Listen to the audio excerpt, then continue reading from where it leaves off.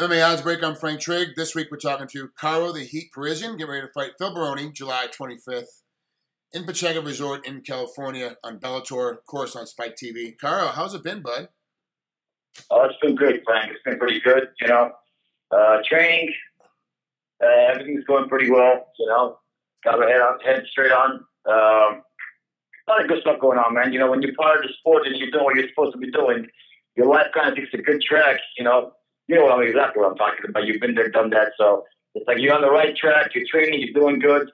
And everything's falling in its place. Thank God.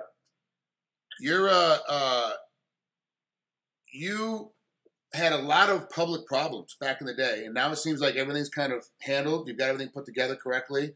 I talked to Neil Magny, of course, your black belt, who's my coach and give me my black belt. Is it refreshing? Congratulations. Is it refreshing to be able to go to one of your students now and go, look, I'm still fighting. I got to get this put together and be able to train with one of your former students to make you kind of get that drive back for a fight? Well, you have to understand, Neil is he was one of my students, but Neil is also my friend, and he's a guy that I trust a lot as far as a person, as far as a coach, a training partner. With all the respect, I love him to death. He's not only my coach, I'm pretty much his coach, and to a point, I've always been his mentor too. But at the same time, it's vice versa. He's done the same stuff to me, just because he knows me so well and he knows my style so well. It's always been good like that. But your question is, I trust him completely, and it's been going well, man. He's one of those guys that was a great training partner of mine. He developed my style in so many great ways. He's an amazing grappler. Great. He's got a good mentality as far as when the sport comes together, strength conditioning, grappling, and all that stuff. So it's not frustrating. It's actually a blessing to go to a guy that you've taught before and kind of get pointers from him and get his perspective on stuff. Since all the crap I've been through, I'm back to where I was in my career about 5 years ago. It's always a good thing. This is kind of an old head fight. It's old Phil Baroni and old Karo Parisyan battling it out. Do you see this as a fight that's a must-win fight to kind of get your career back on track and get you back in the top of the game, or is this just a fight more for the fans than anything? Both. I would say, Frank, both. Just because Phil's got a big name, he's always a dangerous opponent. I mean, me, you, Phil, we have trained the same circuit for years. Up in Extreme Couture. So he always has a big name. He's always a dangerous opponent. At the same time, it's an exciting fight for the fans. I think the fans want to see something like this. One of the fans was, you put two old lions together in a cage, you're going to get a war. But at the same time, I'm only 31 years old.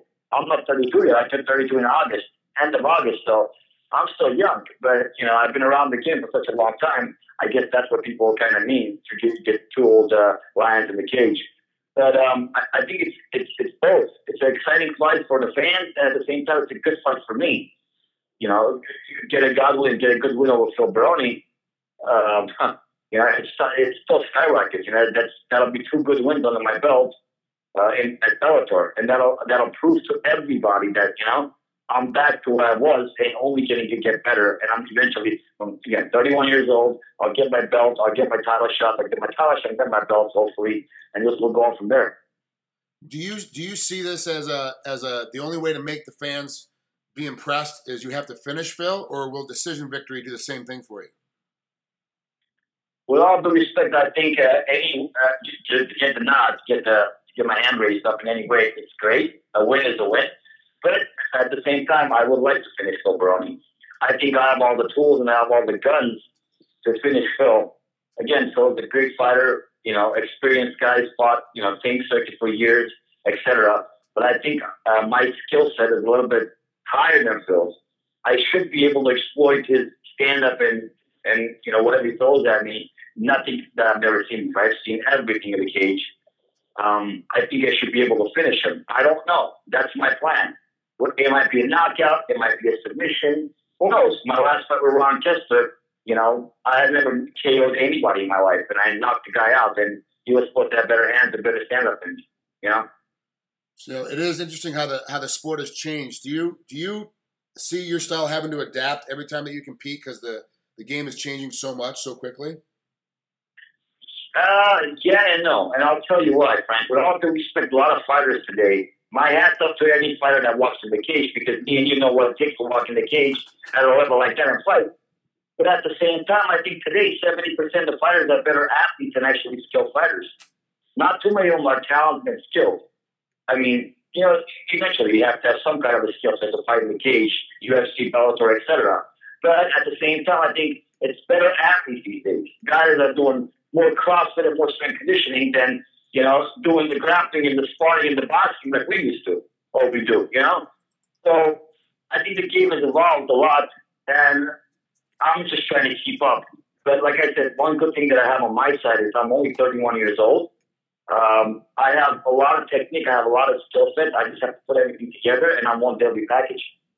Who's going to corner you for this fight when you go into Bellator? I'm thinking my coach, Rooker, one of my training partners that fought in WBC, one of the greatest fighters, Colin Bedian, and probably, now I asked Neil, I don't know if Neil's going to be in town or not. If not Neil, then Roman Matichin, my other friend that trains with us, was on the Ultimate Fighter show. You know all these guys. Are you training mainly in San Diego down at Alliance with Neil in that group, or are you mainly in LA still training? No, I'm still in LA. I'm Mel with Coco and High Ascension, my team. I've been training all my life.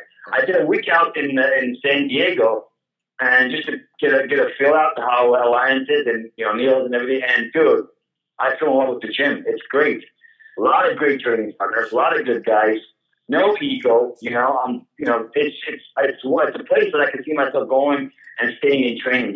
I can never do when I do training camps outside. I don't go and stay there for 2 months. I just can't. It's not the thing. I have to be back home. But I can do a week in, week out. San Diego is a couple of hours from LA, so I think it might be working out pretty good. Everyone that I've talked to has gone down to visit, said they've had a great time. Of course, San Diego is beautiful and a great city to be in, but then Alliance Training Center, like you said, no ego, and it's fun to be in. It's a great place to go train. So I'm interested to see how that works out for you if you start going down there more often for your next fights. Spending a week there, coming back to LA for a little while, and going back and forth. I think for you and the style that is down there at Alliance, that you'll have a great time and you'll actually learn a couple of things, believe it or not. Even though you've been fighting for over 15 years, it'll be a great way for you to go down there and figure some stuff out. Oh yeah, definitely. I think, like you said, man, I learned a lot when I was there. To say the least, Thursday I taught pro class myself. I had a little bit of I had a little bit of an earache, a little section, so I wanted to take a day off, and I did. And Neil said, dude, it'll be an honor if you teach pro class today. And I taught pro class, wrestling and grappling, et cetera. And the guys loved it, man. They won't leave me alone. Great fighter like Phil Davis, Miles Jury, Chandler, all these great guys. They're like, dude, don't even go back home. Stay here with us, I bring something else to the table, and sometimes it's very, very handy in the mixed martial arts world, especially at the level of the UFC and Bellator. But at the same time, I learned a lot too, man. I learned that there's guys that can kick your ass. There's great, you look at a guy, he's $165, 5 foot nothing, but he's freaking unbelievable. Great sparring partner, great guys. It's just a great place to be at and train, like you said. And I think it's gonna turn out something well for me. Well, that's Karo the Heat Parisyan getting ready to fight Phil Baroni coming up here on July 25th, Bellator out there, and of course you can see the fight on Spike TV. Karo, appreciate you coming out here with us for a couple of minutes, and we'll talk to you soon, buddy. Okay, thank you so much, but have a good one, Frank. You too.